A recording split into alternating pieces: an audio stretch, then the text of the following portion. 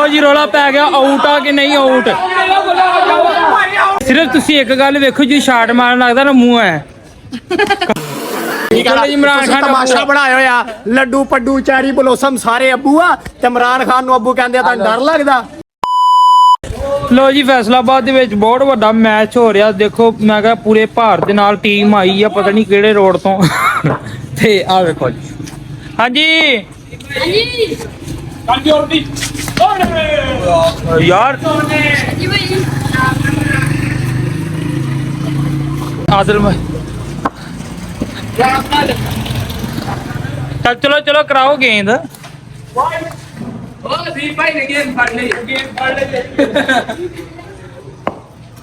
क्या ना फुटना सारा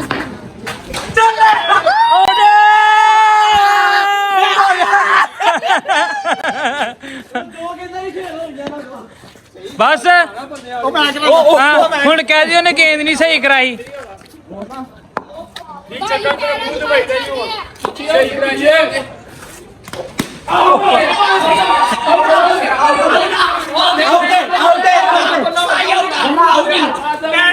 लो जी रौला पै गया आउट आ कि नहीं आउट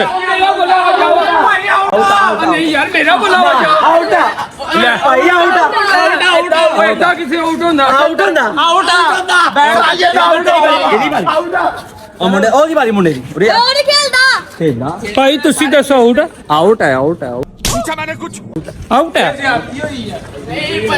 भाई विकेट नूं बैट लग गया आउट आ चलो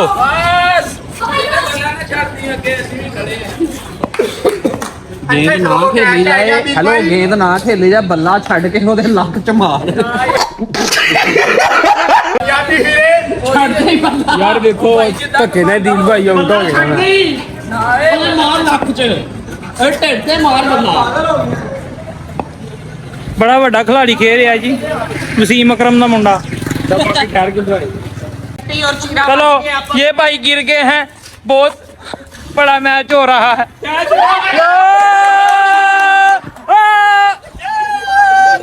पांच विकेटां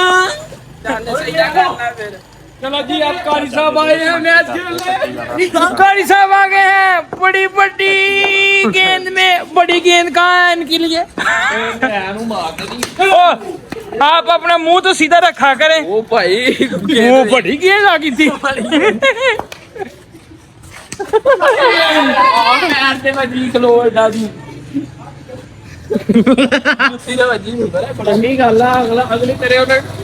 सिर्फ तुसी एक गल वेखो जी शाट मारन लगदा ना मूंह है देख लिया भाव आ देखियो देखियो देखियो तुसी एक गल गौर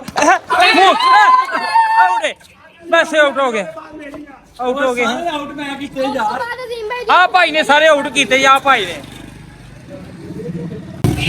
हाँ जी ये पता आउट ना हो बड़े टिप टिप टिप खेलता वा हेलो बैरा जी बाल ने पता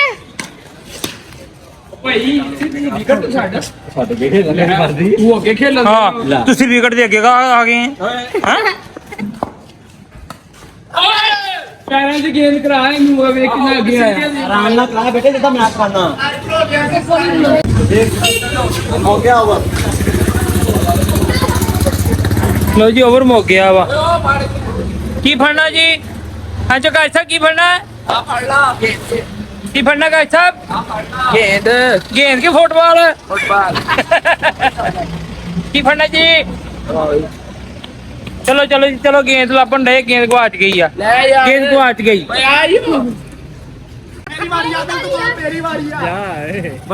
लो जी आदिल भाई हुण हो गए आउट हुण देखो केड़ी वारी आंदी बड़ा बड़ा शाहद फरीदी अच्छू कानिया खजू अच्छू कानिया खबूआ कुछ कहना चाहते गेंद खेलने से पहले की क्या है क्या जी मोटे ओहो